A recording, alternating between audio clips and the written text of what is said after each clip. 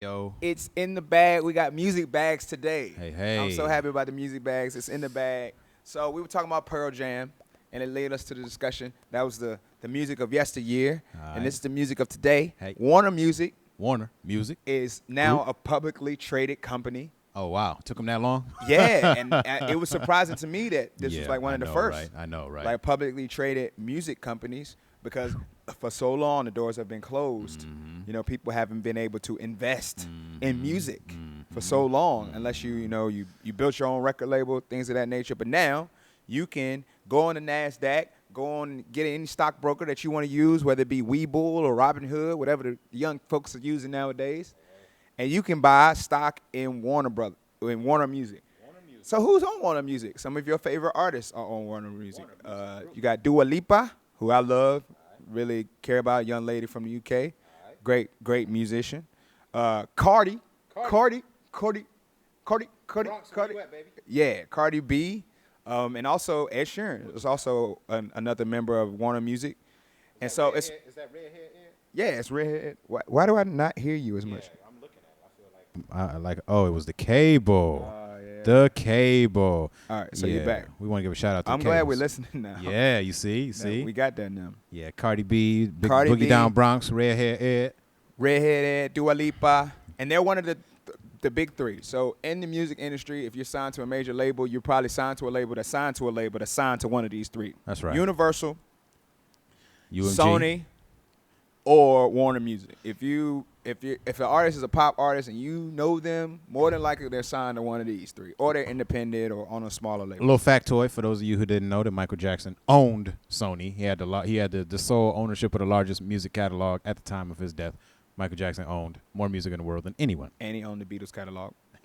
No, he actually sold the He sold that. He sold the Beatles catalog to get possession of Sony. That's how he leveraged it. Yeah, so he had the single most valuable music catalog in history that he then leveraged for him to get all the rest of the music. So 86% of last year's sales for Warner Music was recorded music, thanks largely to streaming. Say what? So 86% of their sales last year, not ticket sales, not concerts, but a lot of it was due to streaming.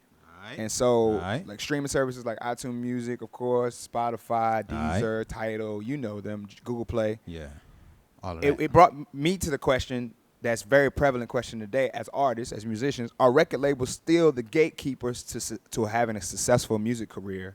Or has the internet and streaming and social media leveled the playing field for independent artists? I love how you always dunking. I gotta start throwing you oops. Yeah, oh yeah. That was an oop anyway. I'm going to go get it. Check this out. If you ask me, I'm going to say I asked you. I don't have enough information to be able to answer that question. I can only say what I speculate. Okay.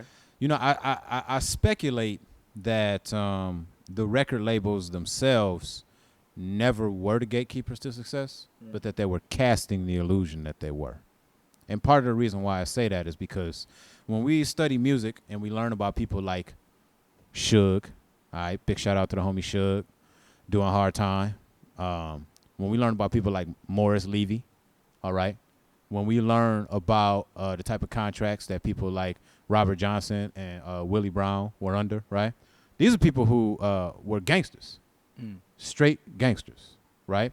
And somewhere in there, when we talk about business, there's a line between where the music business is and where record companies are, right? And then where these other influences begin. Right. And I think that it's an important delineation for us to be able to talk about. I feel like it's a matter of responsibility. When we ask that question, we say the record companies, the gatekeepers. Yeah. Because we got to look back and see how many of those record companies either were controlled by or answered to people like that. Those people, I'm not going to say that's the music business. I'm going to say people like Quincy Jones. Right. Like that's the music business. Right. I'm going to say people like Russell Simmons. There you go. Clive Davis. Definitely Clive. Russell was a little bit more diversified, but I'm thinking about those people who were like purely dealing in music and Jimmy Iovine. Jimmy. But seriously, a part of the reason why I bring that up is because if it's anything that that those of us who might have come up around a certain element of entertainment and especially music know, is that we know that it's a notoriously dirty game. Yeah. And so when you say were the record labels the gatekeepers, I personally don't feel like it makes me wonder, were how many of these record labels, if we go back and we actually look at the numbers and you think about unfair contracts, you think about artists whose royalties, right? Like the numbers are just absolutely ridiculous. Right. How artists like TLC end up selling, tens of millions of records and then end up broke, right? Like that part of highway robbery that was taking place. That's where I get down and I say, is that the music industry, or is that something else that attaches itself to the music industry parasitically? And I think that when we look at what the music industry actually was as a gatekeeper, we got to be able to separate those two, because those two were part of the problem that helped to create the kind of resistance that the streaming services and all the rest of that put up in the first place. That's why a lot of those independent things existed, because people wanted to make sure that they didn't get taken advantage of, and that they didn't get raped as artists. You know what I'm saying? Think about, Stevie Wonder, blind man. They shot heroin in his veins, right? Why? To control him, right? You think about all of these people. It's a real deal problem for artists and entertainers, where there's this parasitic, type of thing that's happening, where there are people who want to control them. And so I'll say, I want to be able to separate the part of me that wants to be optimistic, the part of me that doesn't want to be like super dark, wants to say that's not the music business. Okay, that's something that attaches itself to the music business, like a cancer, like a whatever, and we got to separate. And so I'm gonna say, because the way I grew up in the States, because that's such a big part of the business. Yeah, I'm gonna say I don't even really know what the business actually is if it's not for the presence of that part. Thank you for listening. I would say, I agree with that. I like the idea that's not representative of the music business, but it's more like a parasitical element of it. Right on. Just like the show business element of it too. Right on. Like drugs, sex, drugs, and rock and roll. That's not the music. That's just a part of it. Right. But I want to talk about the current element of it, like the streaming part. Right on. Because for me, as an independent artist, like streaming and social media have helped me get my music to people that may have never heard it before. And I think because of that, it's beautiful that we have the technology and these capabilities nowadays. And now people can sell, millions of records or get millions of streams just based on them doing grassroots marketing and via social media, via building a platform, building a local community. Right. Let's talk about our homie, the baby, right? Oh, big shot! Whoa, the baby. He's now signed to a major label, but for a long time, he shopped himself, and he only accepted the deal that was right for him. I woke up with a meal on my plate. He had built a local following that grew into a national following, and now it's grown into an international following. Yeah.